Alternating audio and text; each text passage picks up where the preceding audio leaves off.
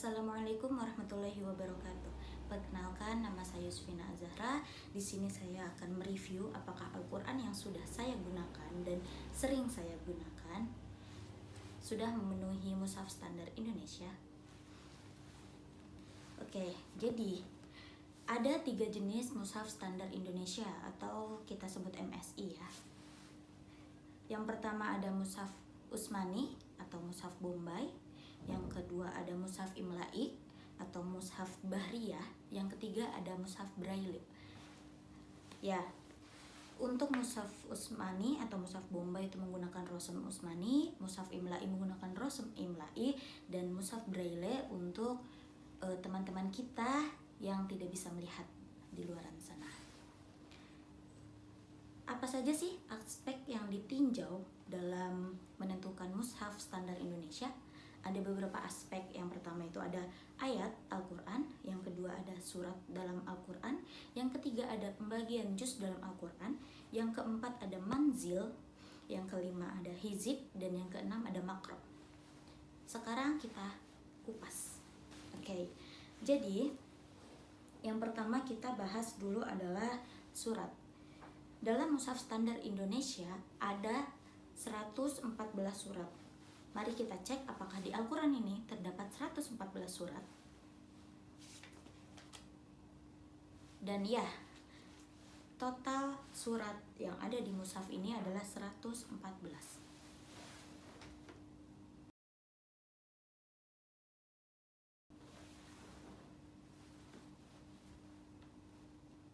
Selanjutnya adalah perbandingan surat Makkiyah dan Madaniyah. Terdapat 3 surat dalam Al-Quran yang menjadi kontroversi antara Makkiyah dan Madaniyahnya. Berikut saya lampirkan surat dalam perbandingan dan Makkiyah Madaniyah dalam perbandingan. Di sebelah ini tertera bahwa surat Al-A'rad dalam mushaf standar Indonesia merupakan surat Makkiyah. Mari kita cek apakah dalam Al-Quran ini surat Al-A'rad adalah surat Makkiyah.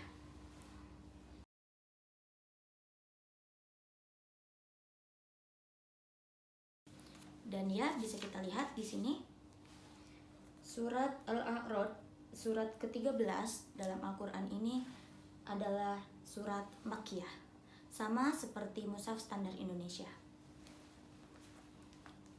Selanjutnya ada surat Al-Falaq dan An-Nas. Dalam mushaf standar Indonesia, surat Al-Falaq dan surat An-Nas merupakan surat Madaniyah. Apakah di Al-Quran ini surat Al-Falaq dan surat An-Nas itu termasuk surat Madaniyah? Mari kita lihat. Di sini surat Al-Falaq dan surat An-Nas termasuk surat Madaniyah. Sudah termasuk standar Indonesia. Selanjutnya yang kita bahas adalah juz. Di sini saya lampirkan juz dalam mushaf standar Indonesia terbagi menjadi 30 juz. Dan ya, di sini Al-Quran ini sudah terbagi menjadi 30 juz sesuai standar Indonesia. Hitungan juz dimulai dari surat Al-Baqarah, bukan surat Al-Fatihah. Oke. Dari kata Alif Lam Mim. Oke. Nah, namun di sini di Al-Quran yang saya pegang juz 1 di sini mulai dari surat Al-Fatihah. Apakah Al-Quran saya sudah memenuhi standar Indonesia? Tulis di kolom komentar. Selanjutnya ada perbedaan antara pembagian juz antara mushaf standar Indonesia dengan mushaf Madinah. Kita ketahui di sini bahwa surat Al-Maidah ayat 83 merupakan juz 7. Kita lihat dalam Al-Quran yang saya pegang, apakah juz 7 dimulai dari surat Al-Maidah ayat 83? Dan ya, Al-Quran ini juz 7-nya dimulai dari 83. Selanjutnya ada surat At-Taubah juz 11 apakah dimulai dari ayat 94? Kita cek. Dan ya, di sini pun juz 11 dimulai dari ayat 84 surat At-Taubah. Selanjutnya ada surat Al-Hijr, An-Naml, Al-Ankabut, dan Yasin. Akan saya taruh di sini ya. Pembahasan selanjutnya yaitu manzil. Manzil dalam mushaf standar Indonesia terbagi menjadi 7 manzil. Pembagian ini terkait erat dengan tradisi menghatamkan Al-Quran dalam 1 minggu pada saat era Nabi Muhammad SAW. Namun, di Al-Quran yang saya pegang tidak terdapat pembagian manzil. Apakah Al-Quran saya sudah termasuk mushaf standar Indonesia atau belum? Tulis di kolom komentar. Oke, kita langsung lanjut ke pembagian berikutnya, ke pembahasan berikutnya, yaitu hizib. Hizib dalam mushaf standar Indonesia terbagi menjadi 60 hizib. Masing-masing hizib terdapat 4 bagian, yaitu al-hizib, rub'ul hizib, nisful hizib, dan thalathu arba'a hizib. Dalam Al-Quran yang saya pegang terdapat 60 hizib, yang 1 hizib terbagi menjadi 4 bagian. Selanjutnya ada ruku atau makro. Di sini dijelaskan bahwa dalam mushaf standar Indonesia makro terbagi menjadi 557. Pembagian ini umumnya didasarkan atas kesatuan tematis pada sekelompok ayat. Jumlah ayat dalam 1 makro itu tidak sama antara makro satu dengan makro yang lainnya.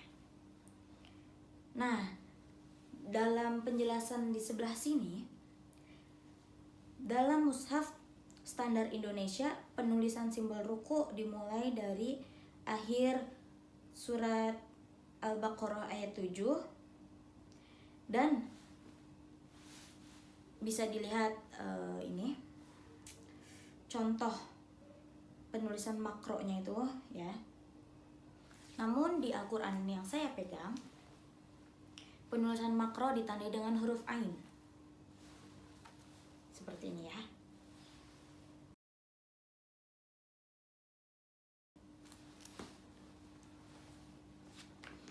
Untuk jumlah makro dalam Al-Quran yang saya pegang, saya sudah hitung per juznya itu ini.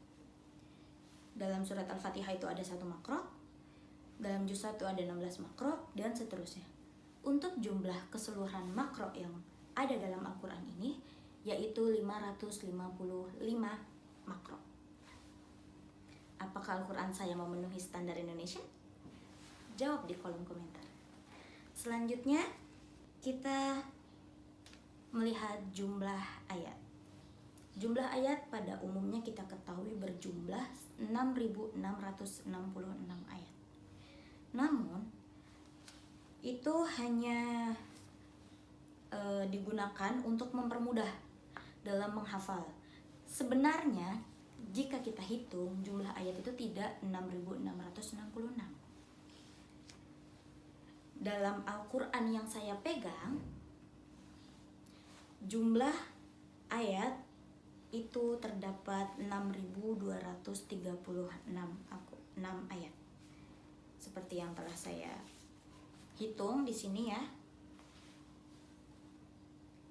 Saya cek setiap surat itu terdiri dari berapa ayat, lalu saya jumlahkan semuanya dan hasilnya 6.235 ayat.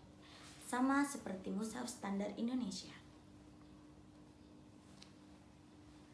Selanjutnya ada ragam tanda dalam mushaf standar Indonesia, bisa dilihat di sini.